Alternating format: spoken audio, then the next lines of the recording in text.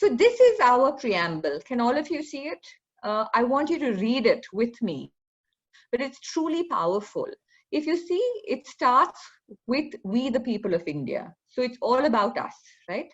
And we have solemnly resolved to constitute India into a sovereign, socialist, secular, democratic republic, and to secure to all its citizens justice, social, economic, and political, liberty of thought, expression, belief, faith, and worship, equality of status and opportunity, and to promote among all fraternity, assuring the dignity of the individual and the unity and integrity of the nation.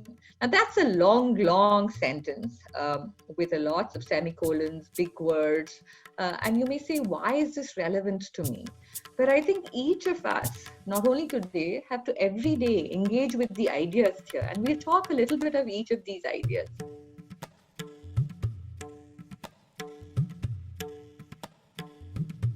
When the Constitution comes into force, it's widely acclaimed for the Charter of Fundamental Rights that it provides. And famously, all of the commentary on 26 January 1950 is about how this is a great experiment in liberal democratic government. It has taken a very long time for countries like France, Germany, the United States, Switzerland, United Kingdom to actually go in for universal adult franchise. And here we were, a country that was desperately poor, almost 70% illiterate, going in for universal adult franchise. We achieved freedom, in other words, the national movement became a mass movement on the basis of the creed that is built into the directive principles in the Constitution.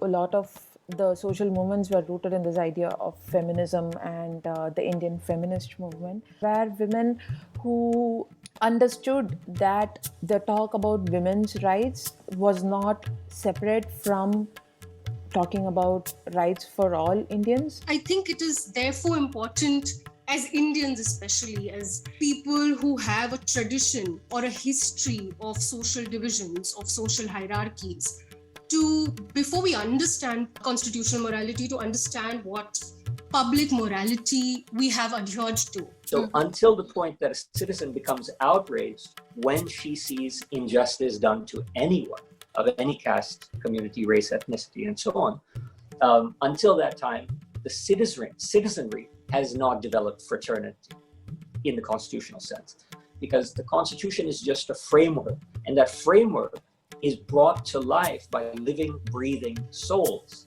So we have these things that outwardly make us seem like a functional democratic republic. And at the same time, we have laws that are passed without much debate. We have constitutional amendments that are introduced with barely any hours of notice in the House. To me, it seems equivalent to deciding we will play cricket on a four-sided pitch with a football, and actually deciding as well to do it without consulting half the cricket playing community in the world. So while the Constitution says, and has all these lofty ideals, and it's in the name of all of us, the people, we have to make sure it's a working document, you and I, every day.